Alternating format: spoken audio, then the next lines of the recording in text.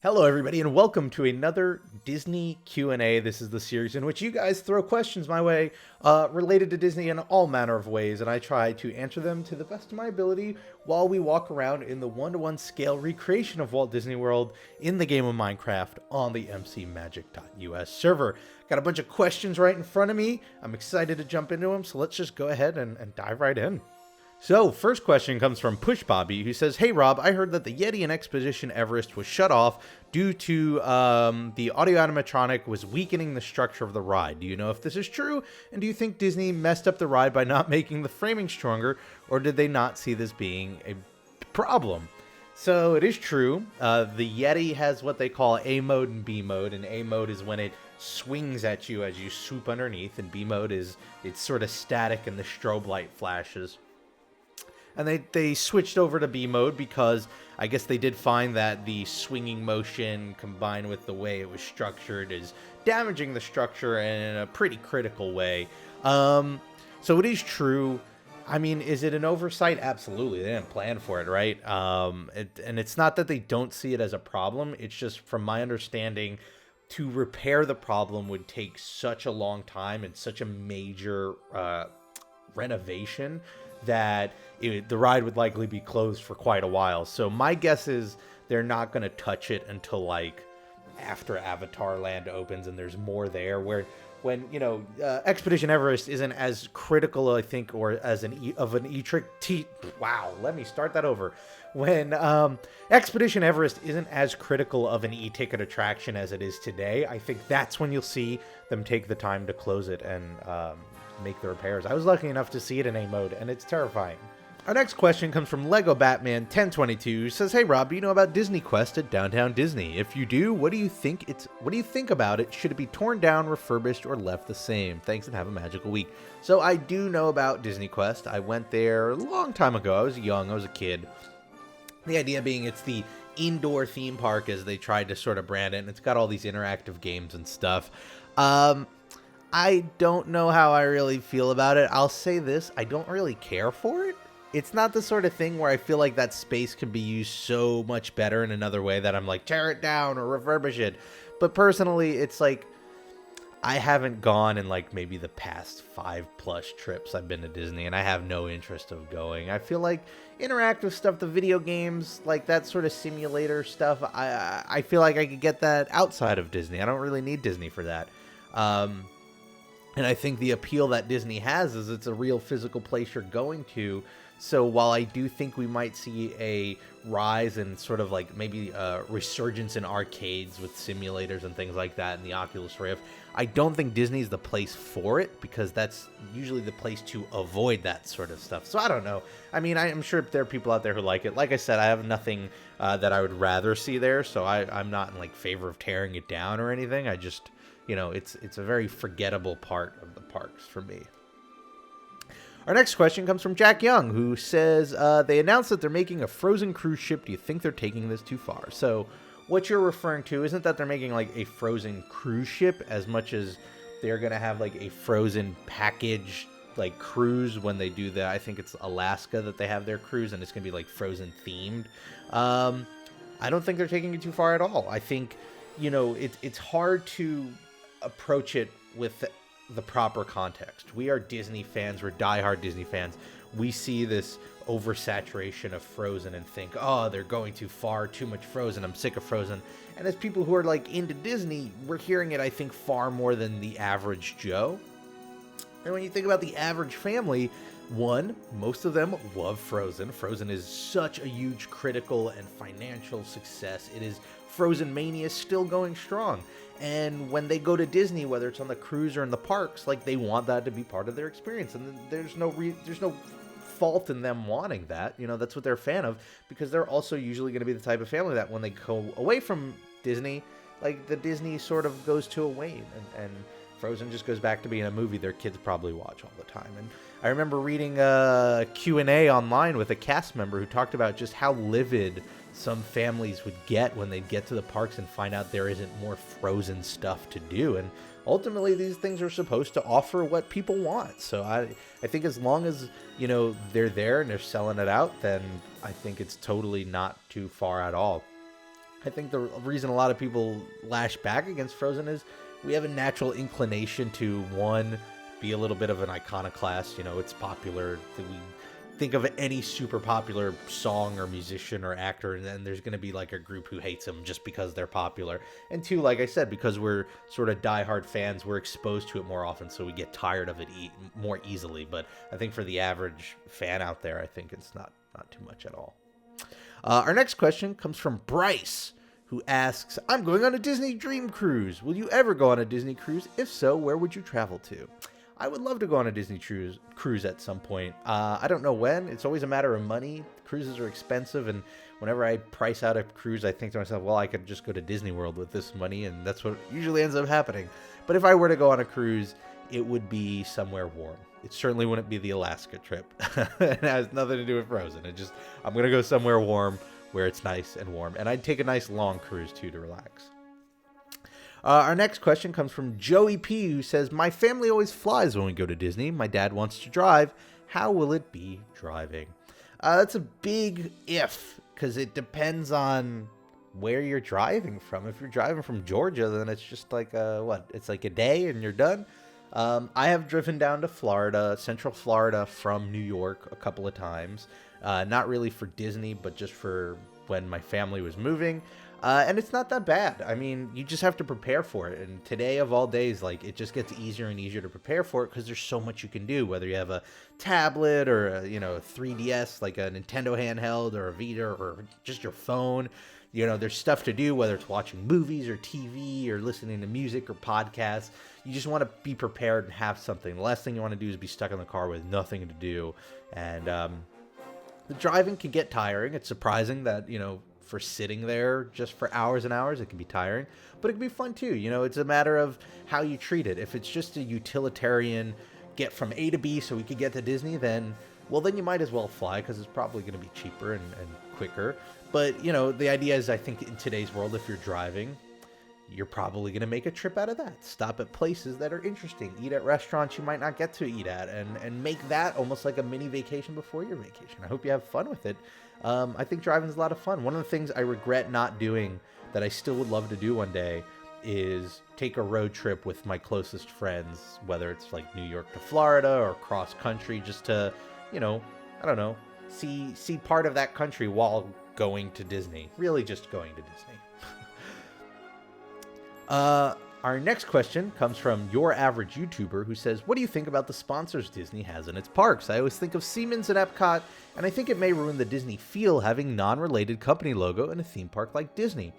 That's an interesting question because I actually think it could almost be the other way around. You have to understand, the idea of sponsorship, corporate sponsorship in the parks is rooted into the very, very start of Disney World history and Disneyland history, right? That's how Walt got these parks funded. That's how he got a lot of these attractions made. So to say it would ruin the Disney feel, I can understand if you're talking about like within the property, like seeing, Chevrolet for a Tron ride, for instance, and you think Tron's Chevrolet, they don't mix. But as far as like Disney feel in the terms of the parks, they've been there since day one. So like the idea of seeing a ride sponsored to me feels more like Disney World than to see it not have a sponsor. And that's the trend we're going in.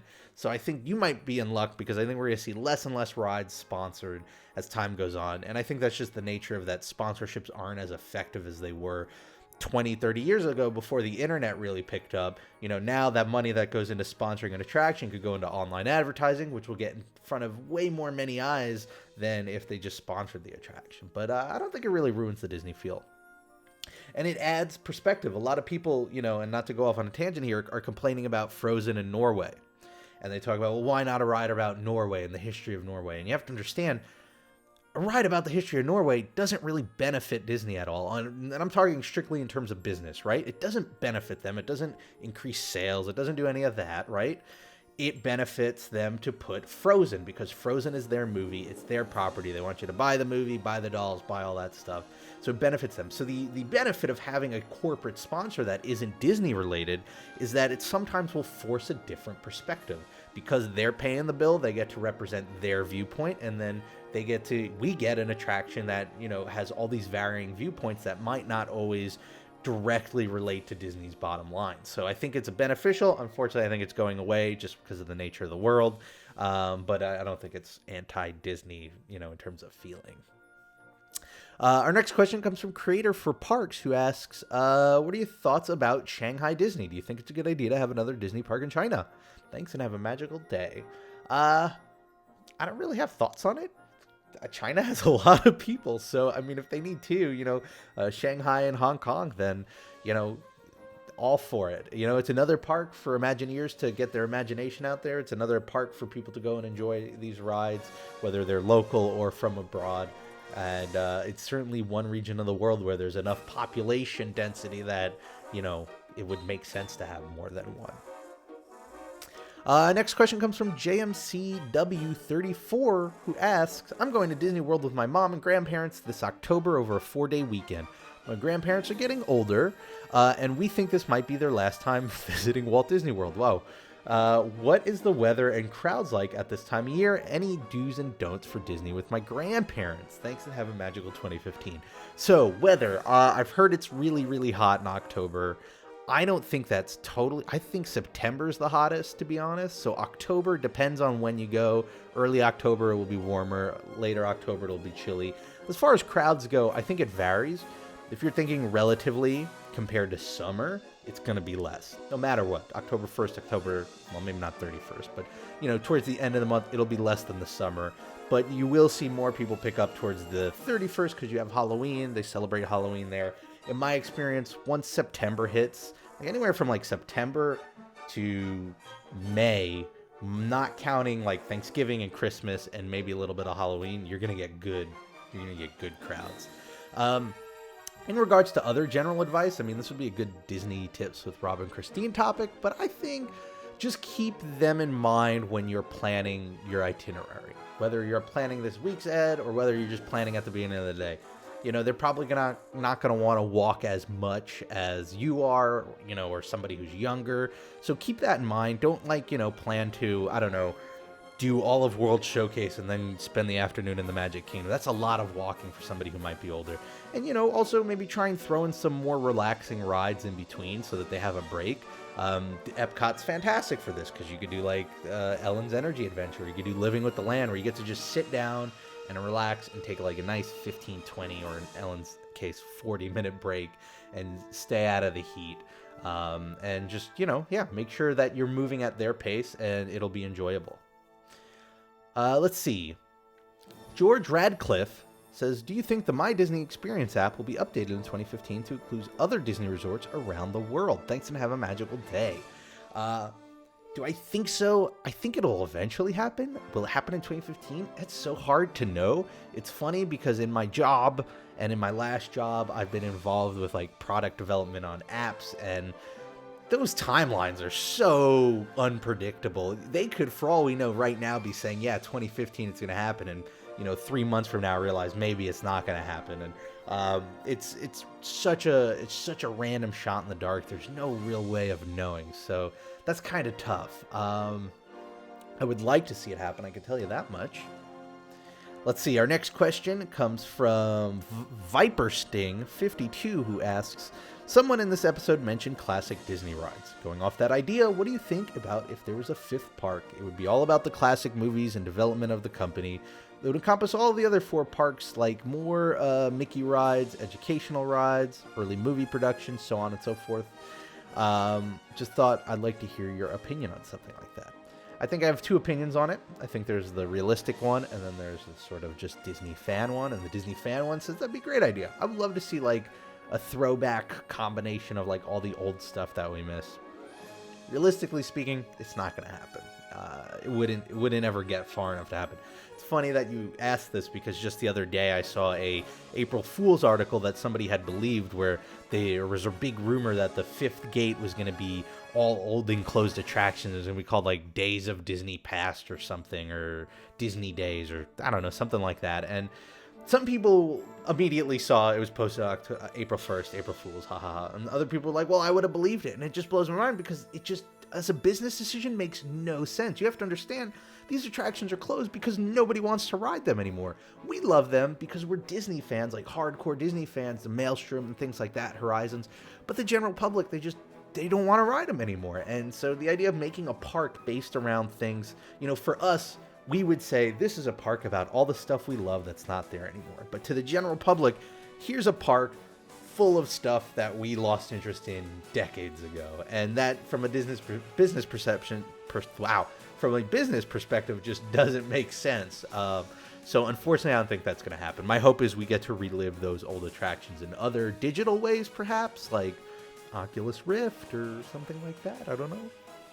And then finally, our last question for this week comes from Laugh-A-Lot54. Boy, I should have thought of this one before I answered it. If you could rename any ride to something else, what would you want to rename it? For example, if you didn't like the name of the current ride of Splash Mountain or the Tower of Terror, or if you just wanted to be a silly and rename the rides such as the Teacups to the ride that makes me extremely dizzy and motion sick because it causes me to throw up on. I'm trying to think of like a real serious answer of where I think they sort of drop the ball on the naming. And the first that comes to mind, although I don't think it was originally my idea, is PhilharMagic. I think that might be one where it's a great attraction, it's a great show, but I think the name doesn't really sell what it is enough. You can put it together, PhilharMagic. I feel like I've answered this question before. It almost sounds it's a very deja vu moment here. But I think that might be one of them. Other ones that I think might go with the change, I think they're all named really, really well. Dinosaur. I think Dinosaur is just such a plain name. When it's opened, it was Countdown to Extinction. And then they renamed it and that was a good name. And then they renamed it to Dinosaur to tie in with the movie Dinosaur, which in itself is also a boring name. And Dinosaur is just so boring. Like, give it something with some flair. I mean, that movie was a dud financially. So, I mean, it doesn't have to tie in with that anymore. So why not just go back to Countdown to Extinction? Is that like a subtitle for it? I don't know if it was a full change. I don't know. You guys are going to probably have to tell me that, or I'm going to have to look it up. Anyway, I want to thank you all for your questions. Thank you for joining me. If you have a question you'd like me to answer, feel free to leave it in the comments below, or you could send it to me on Twitter. I'm at RobPlays.